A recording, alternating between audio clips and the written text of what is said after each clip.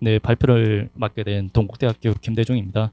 앞서 우리 성모 교수님께서 청소년 관점에서 이제 역량을 다루었다면 저는 이제 대학 교육 관점에서 이 핵심 역량이 어떤 의미와 활용 그리고 쟁점까지 한번 얘기를 하도록 하겠습니다. 네, 제가 오늘 얘기 드릴 거는 크게 세 꼭지에서 얘기를 드리고 그 각각에 대한 구체적인 내용들을 각 꼭지별로 얘기를 드리는 방향으로 소개를 해드리겠습니다. 크게 방향성은 대학 교육에서 핵심 역량, 개념, 도입, 구축, 활용, 의미가 무엇인가를 얘기를 드릴 거고요.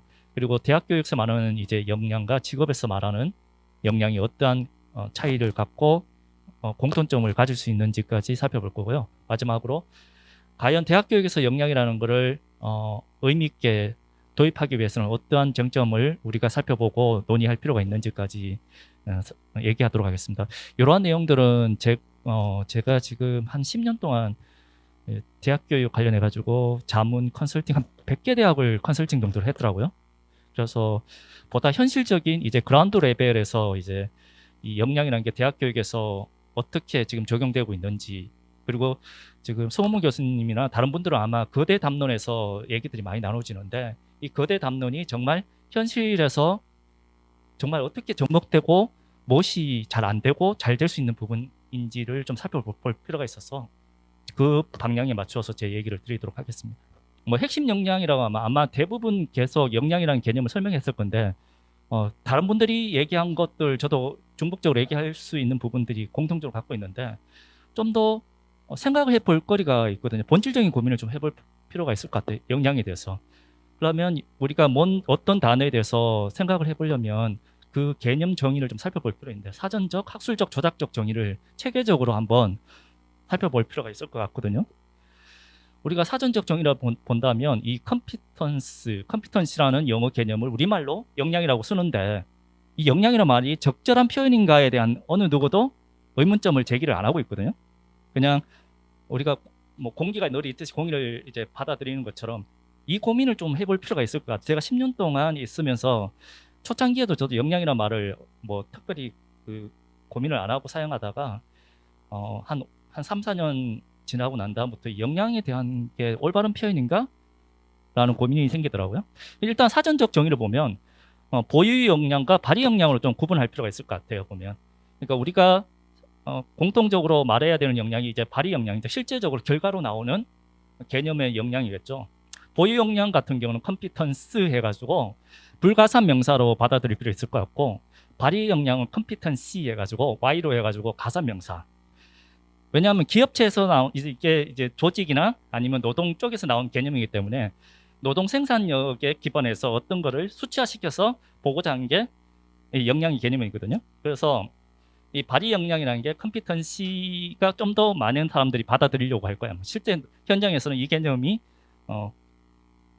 그렇게 받아들이고 싶어하는 개념이고 제가 밑에 예를 들어놨는데 보유 역량하고 발휘 역량이 있는데 지식 기술 태도라는 거는 모든 분들이 똑같이 얘기하고 있고 비교를 해보면 이제 지식만 하나만 보면 보유 역량 개념에서는 우리가 일반적으로 보면 능력이라고 할 수 있는데 서비스 향상 지식이라는 능력이 있다면 발휘 역량은 그 지식을 활용해서 고객의 불만 건수를 줄인 건수라는 수치 개념이 들어가야 되거든요.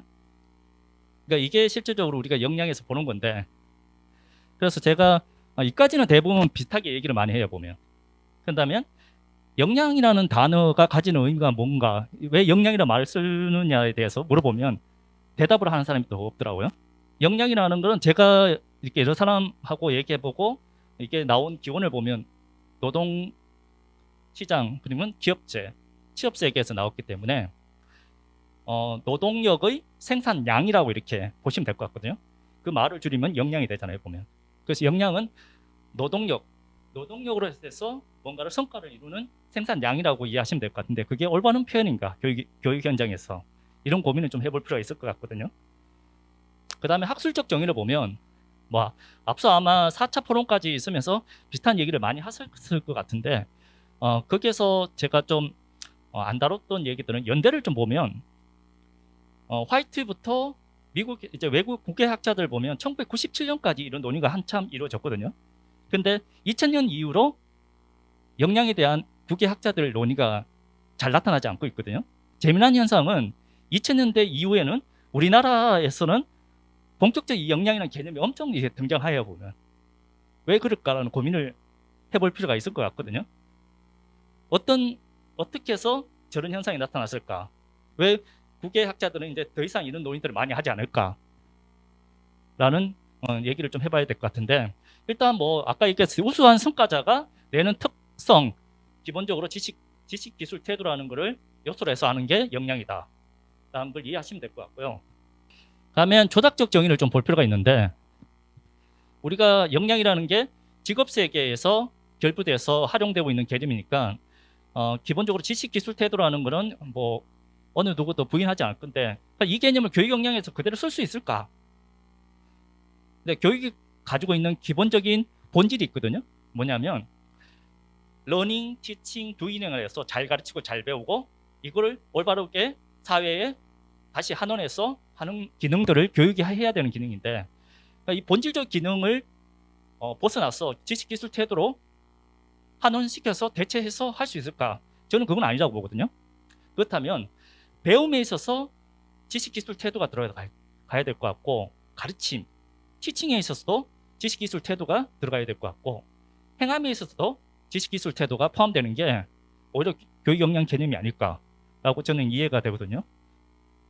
왜냐하면 대학 교육이라는 것은 단순히 취업이나 어떤 기술을 가르치는 기관이 아니기 때문에.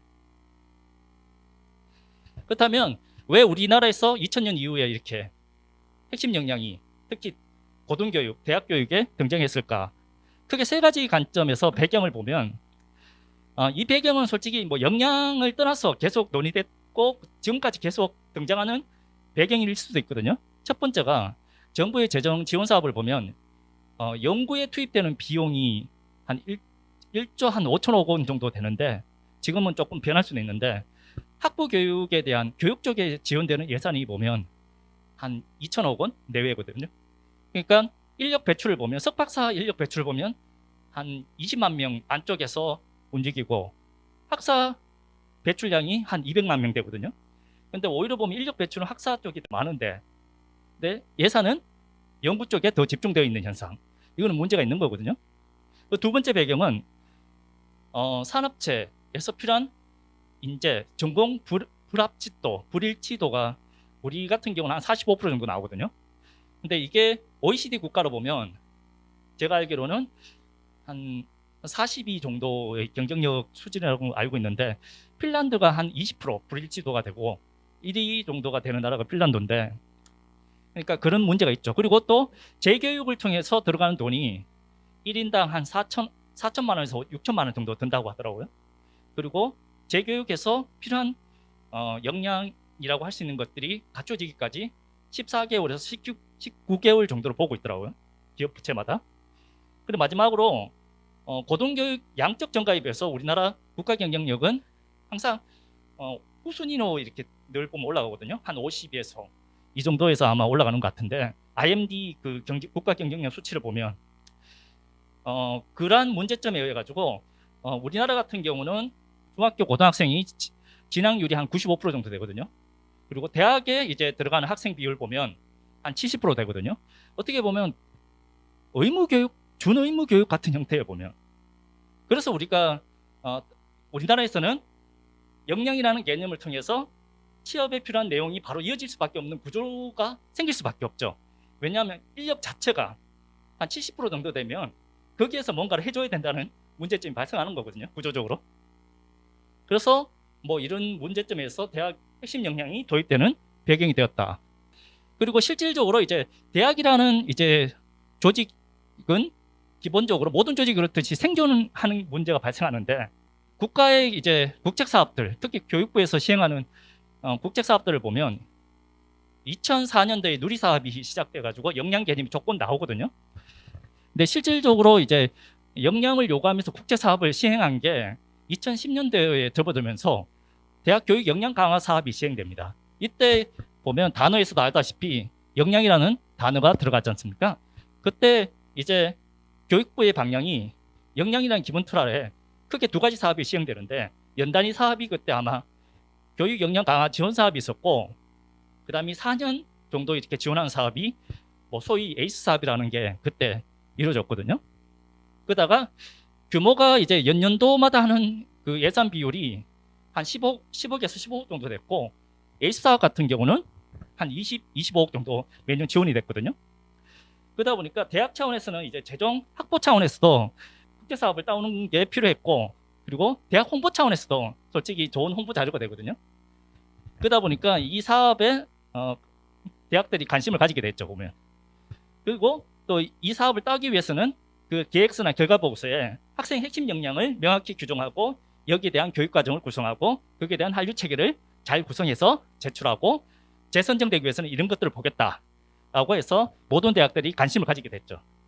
그리고 이게 계속 역량이라는 개념이 맥락을 유지하게 된 게 H사업은 아마 이명박 정부 때 시행해가지고 박근혜 정부 때 마지막으로 종료된 사업으로 이제 됐거든요. 아마 올해가 마지막 선정된 대학이 있을 건데 그 마지막 연도일 것 같고, 매번 정권이 바뀔 때마다 국제사업 성격이 바뀌거든요. 박근혜 정부 때가 아마 프라임하고 코어 사업으로 넘어갔고, 그 사업이 조금 생각보다 잘 안 됐다고 저는 판단하거든요. 그런데 이제 그렇게 된 과정 속에서 이제 매년 2015년, 18년, 21년마다 한 3년 주기로 교육부에서 대학 기본 역량 진단이라는 명명하에 대학의 교육의 그런 질 체계를 이제 평가하는 시스템이 존재가 있거든요. 그러다 보니까 대학은 어쩔 수 없이 이 평가 체계에 맞춰서 보고서를 쓰든가 아니면 어떤 교육 체계를 만들어 나가야 되는, 어떻게 보면 역량에서 벗어날 수 없는 형태로 이렇게 움직이게 됐죠. 보면 정부가 주도한 역량의 그런 개념에서 대학이 움직였다고 보시면 될 것 같거든요. 근데 지금까지 한 10년 넘게 온 결과를 보면 그러니까 외연 확장은 크게 늘어났는데 내연의 그런 실질적인 내용은 많이 바뀌었느냐? 그렇지는 않다라고 보거든요. 왜냐하면 대학의 자생적인 노력에서 역량이 생겼기보다는 외부에서 충격 그리고 조직 생존이라는 관점에서 어떤 식으로 간에 거기에 맞춰서 움직인 게 대학의 교육의 역량 개념이라고 보시면 될 것 같거든요. 그러면 대학에서 이를 위해서 어떻게 역량을 구축했냐를 보면 크게 세 가지 관점에서 핵심 역량이라는 게 구축됐냐 안 됐냐를 판단할 수 있는데, 먼저 대학 자체 핵심 역량이 도출돼서 구축하고 있느냐. 그 안에 이제 세부 항목으로 보면 이 대학 핵심 역량이라는 게 어디에서 출발해서 어떤 식으로 홍보되고 그 홈페이지나 대학의 관계자 그리고 외부에 이 대학의 핵심 역량이 알려지느냐까지가 첫 번째 단계고, 두 번째는 자체 핵심 역량 진단 도구로 만들어서 이 역량에 대한 것을 평가할 수 있느냐, 진단할 수 있느냐 도구를 만드는 거고, 근데 자체 진단 도구를 만드는 방법이 있고 캐세사와 같은 외부 진단 도구를 만드는 방법이 있는데, 지금 웬만한 대학들은 이제 자체 진단 도구를 다 갖추고 있는 걸로 파악이 되고 있거든요. 그러니까 아직 자체 진단 도구를 못 만든 대학들은 이제 캐세사라는 한국 직농원에서 만든 평가 도구를 이용해서 하고, 근데 제가 보기에는 이 두 가지 진단 도구를 같이 활용하는 게 필요하다라는 생각이 들고, 왜냐하면 내부 진단 도구의 한계가 분명히 있거든요. 왜냐하면 자기 자신이 만든 핵심 역량만 평가가 가능하기 때문에 역량이라는 거는 경쟁력을 갖고 있냐 아니냐를 판단해야 되는데, 다른 대학들의 학생과 역량 비교가 돼야 되는데 자체 진단 도구는 그걸 못 하거든요. 그러다 보니까 캐세사는 모든 전국에 있는 대학들에 대한 표준화된 진단 도구를 가지고 평가하기 때문에 캐세사 도구를 어쩔 수 없이 활용할 수밖에 없다. 그리고 자체 진단 도구의 한계는 자가 측정 방식이기 때문에 우리가 역량이라는 거는 수행해서 아니면 행동을 통한 결과를 보는 거잖아요. 그런 질문 문항을 만들지 못하는 한계가 있거든요. 근데 캐세사는 수행형의 문제들이 구성되어 있기 때문에 일부 그런 제한을 벗어나서 결과를 줄 수 있다는 게 있고, 이런 것들이 갖춰지면 이제 실질적으로 역량이라는 게 교육 과정에 적용돼서 나타나느냐. 뭐 교육 과정은 크게 전공, 교양, 비교과 이런 교육 과정이 구성이 되고, 근데 교육 과정이 이제 구성이 되고 이수 체계화가 되면 정말 이게 실질적으로 학생들한테 내용적으로 다가와야 되는데, 그를 위해서는 교수법과 학습법이 이제 뒷받침돼야 되거든요. 근데 실질적으로 보면 뭐 나중에 쟁점에서 얘기하지만 이게 서로 불일치적으로 움직이는 경우가 좀 많이 발견되어 있다. 근데 교수 학습 따로 움직이고 역량 기반 교육 과정 따로 움직이는 형태. 그리고 이걸 제대로 교육이 이루어졌는지에 대한 평가에 대한 부분까지 갖춰지면 대학 교육에서 핵심 역량이라는 게 어느 정도 완성도 있게 갖춰졌다고 보면 될 것 같거든요. 그렇다면 그 앞에 있는 그 구축 과정을 통해서 이제 교육 관점에서 보면 비교과, 교양, 전공, 그리고 전공 중심을 해서 교양과 비교과를 핵심 역량으로 구축할 거냐, 이 두 가지 방식이 있는데 대부분 대학은 좌측에 있는 방식을 취하거든요. 왜냐하면 비교과나 교양은 역량으로 교육과정을 만들기가 편해요, 보면. 왜냐하면 전공 단위 들어가면 전공 교수에게는 반발이, 저항이 강하거든요. 그러니까 100개 대학에서 한 80개 대학, 한 90개 대학은 비교과 교양 중심으로 다 만들어졌다. 그리고 전공의 접목이 되면 일부라고 표현할게, 보면. 일부 몇 개과 중심으로 움직이고 있다고 보시면 될 것 같습니다. 그래서 대학 기본 역량 진단 3주기 때도 보면 뭐 역량 기반 교양 교육과정하고 전공 능력 기반 교육과정이 있는데, 전공 능력 기반 교육과정에서 최소 3개 학과만 선정해서 결과 보고서 계획서를 작성하라고 했거든요. 그 말은 여러 가지 현실을 봤을 때 모든 전공 단위에서 역량 기반으로 한다는 건 불가능하고, 기본적으로 대학들을 살펴보니까 한 3개 정도는 하고 있더라. 그래도 대표적으로. 그래서 교육개발원이나 아니면 구조개혁 그 평가위원회에서도 그런 논의가 있었다는 걸 들었고, 그래서 전공 능력이라 하지만 솔직히 그건 역량 기반 전공 교육과정이라 볼 필요가 있거든요. 왜냐하면 역량이라는 말을 쓰기에는 전공 단위에서 반발이 있기 때문에 용어의 그런 충돌을 좀 피해보자라는 측면이 좀 있었다. 현실적이고 내면적인 측면에는 전공 능력이지만 역량 기반이다라고 보시면 될 것 같거든요. 그리고 대학 교육에서 핵심 역량의 활용이라는 관점에서 보면 학부 교육의 질 관점에서 보면 학생을 선발해서 학생을 인재 배출할 때까지의 과정들이 있지 않습니까? 보면 역량 기반 교육 과정은 투입 학생들을 선발할 때 그 대학이 원하는 인재상을 제대로 뽑는 게 필요한데, 그 인재상이라는 거는 그 대학이 필요한 핵심 역량을 어느 정도 잠재하고 있는 학생들을 뽑는 게 중요하거든요. 그래서 각 대학에서 수시 모집할 때 보면 그 대학만 특징 있는 수시 전형을 하나씩 만들고 있거든요. 그러니까 학생 선발에 있어서 저런 부분들을 고려해서 교육과정 투입할 때도 들어오는 학생 자체가 어느 정도 잠재 능력을 보유하고 있기 때문에 교육 자체도 좀 효과를 나타내기가 편하겠죠. 그 다음에 그 과정 속에서는 교수자 활동, 학생 활동에 대한 역량 기반으로 체계화시켜서 상호 소통이 되는 방식을 취하고, 그다음에 산출은 이제 기본적으로 교수자 역량, 학생 역량, 학과 역량으로 나누어 가지고 살펴보는데, 역량 기반 교육 과정의 중심은 학생 역량을 키우는 거잖아요, 보면. 그렇다면 성과 관리는 여러 가지가 있을 수 있는데, 학생 역량만 보면 일단은 측정 방식은 앞서 얘기했듯이 핵심 역량을 측정하는 진단 도구들이 있었죠. 모든 대학들이 자체 진단 도구를 뭐 만들려고 노력하고, 대부분 대학이 지금 거의 만든 상태라고 생각하고 있고, 그리고 캐세사를 이용하든, 그리고 그 외에 여러 가지 또 측정 도구들이 있을 수 있거든. 비교과 프로그램에서 하는 뭐 효능감 조사도 있고, 그리고 포트폴리오 개념으로 해서 모든 대학들이 학생들의 1학년부터 4학년까지 주기적으로 자기 역량을 어떤 식으로 구축했는지에 대한 평가도 있을 수 있거든요. 그리고 교육 관점에서만 좀 따로 떼서 보면, 일단 역량 기반 교육 과정은 기존에 형식적으로 글로만 존재했던 인재상 개념을 구체화시킬 수 있는 개념, 그게 핵심 역량이라고 보거든요. 용어를 좀 더 우리가 평가하고자 하는 용어로 단어가 필요한데, 그게 저는 핵심 역량이라고 보거든요.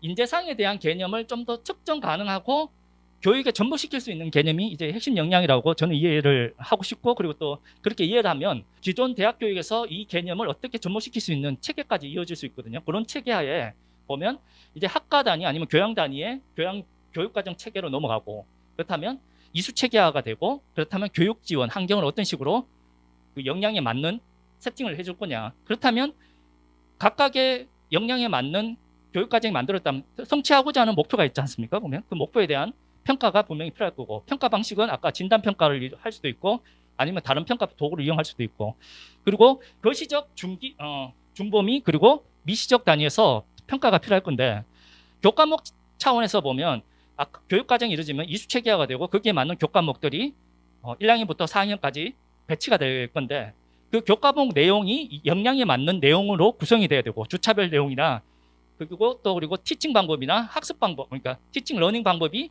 역량에 맞는 형태가 구축이 돼야 되고, 그리고 강의 계획서부터 강의 계획이 끝나고 나면 최종 결과에 대한 피드백을 주는 CQI 내용까지 체계적으로 이루어져야 이 학부 교육에 대한 완성도 있는 역량 관점이 만들어지거든요. 근데 이런 체계가 잘 되냐 못 되냐의 차이가 존재할 뿐 모든 대학들은 이 체계를 갖추려고 하고 있거든요. 제가 100개 대학을 봤을 때 한 10점 만점에 완성도 있게 된 대학은 한 6, 7점 정도? 7.5 잘하면?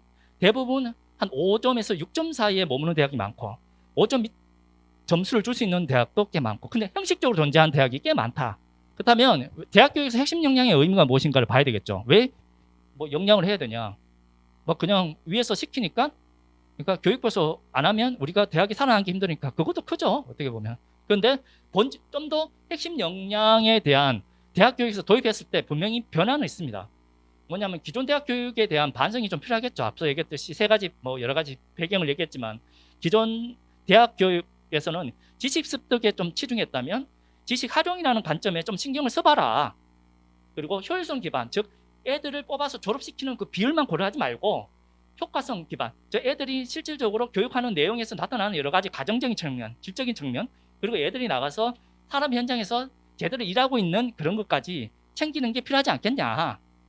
그리고 교수자 중심의 이제 지식 전달 체계보다는 학습자가 원하는 것들 위주로 서로 소통하는 과정이 좀 필요하지 않냐. 그리고 학과별 이제 전공 교육 과정 중심으로 문제를 대처하는 것보다는 사회 문제 자체가 다변화되어 있고 복잡화되어 있기 때문에 윤복합, 학제 간 좀 여러 가지 접근법이 필요한 것들을 통해서 교과 과정을 통해 인재 양성이 필요하지 않겠냐. 그리고 대학 자체 교육, 그러니까 대학이 모든 걸 다 할 수 있도록 대학 교육 자체가 완벽하다는 개념에서 벗어나고 대학에서 인재 배출해서 끝나는 게 그 자체에서 예전 방식이 아니라 다시 나간 사람이 백투스쿨 하는 개념도 있으니까 평생 교육 관점을 해서 역량이라는 거는 죽을 때까지 계속 대학이 어떤 기능을 해줄 수 있다. 그 관점에서 대학이 기능을 해야 되지 않겠냐. 그래서 대학 교육에서 핵심 역량은 크게 이 5가지 개념에서 의미에서 살펴볼 수 있을 것 같습니다.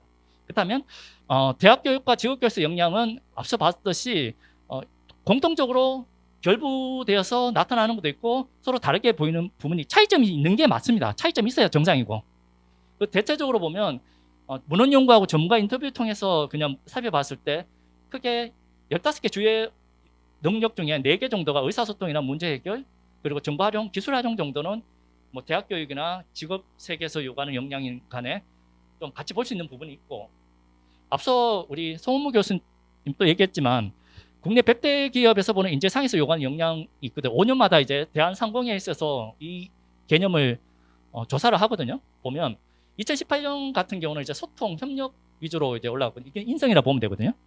그러니까 저는 개인적으로 보면 오늘 시간이 짧기 때문에 많은 얘기를 못하지만 제일 중요한 게 보면 실력과 우리 실력이 없으면 인성이라도 좋아요라는 말을 쓰잖아요. 보면 솔직히 인성도 실력이라 보거든요. 근데 인성이 대학 교육에서 기를 수 있는 건가 라는 고민을 좀 해봐야 되거든요. 인성은 오랫동안 약간 선천적인 부분도 좀 갖고 있는 거고 그다음에 선천적인 부분이 아닌 부분들 우리가 국제 경쟁력 지수에서 보면 인성이라는 지표를 잡는 게 저 소통, 협력하고 사회성이라는 것을 지표를 잡고 있거든요. 저런 부분들은 선천적인 것보다는 약간 학습이나 습관화시키는 게 중요하거든요. 대학 교육은 저 부분에 신경을 쓸 수 있다. 그러니까 기본적으로 인성에서 할 수 있는 저 사회성 같은 경우는 직업세계에서 지금 가장 요구하는 역량 중에 탑으로 올라간 이유는 여러 가지 원인 분석을 해봐야 돼. 제 생각에는 인성이 좋은 사람이 오히려 보면 남 도움을 잘 받아요. 보면 아까 역량이 개인적인 특징, 우수자 그 개념에서 조금 뛰어넘어야 될 게 조직에서는 협력 과정을 통해서 생산력을 올릴 수 있는 게 더 많거든요.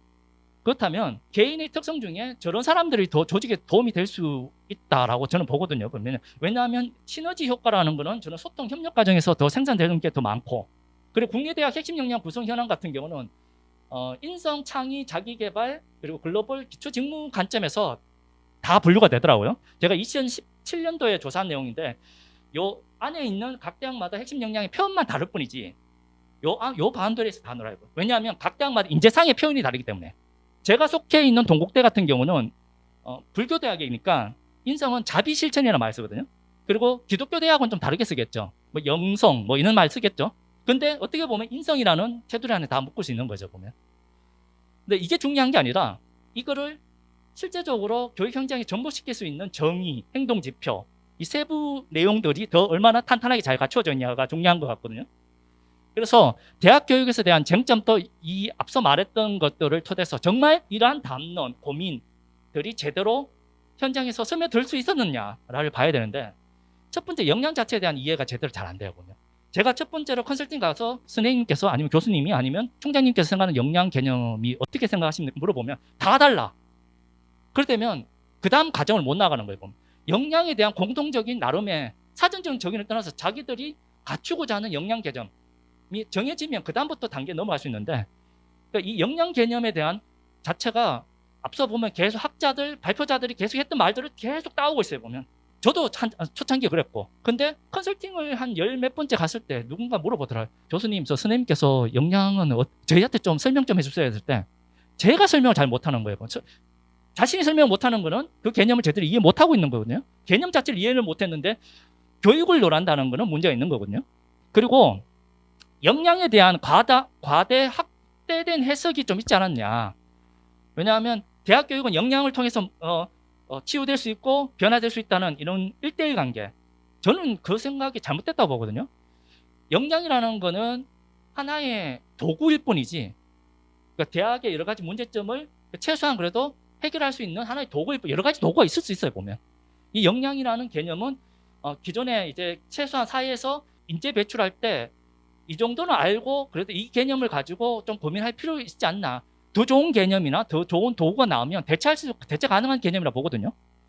저는 이런 관점에서 좀 생각해 볼 필요가 있지 않나라고 해가지고 이 역량 자체에 대한 이해. 왜냐하면 역량이라는 이게 정답이라 생각해 보면 그때부터 서로 거부감이 강하게 나타나더라고요.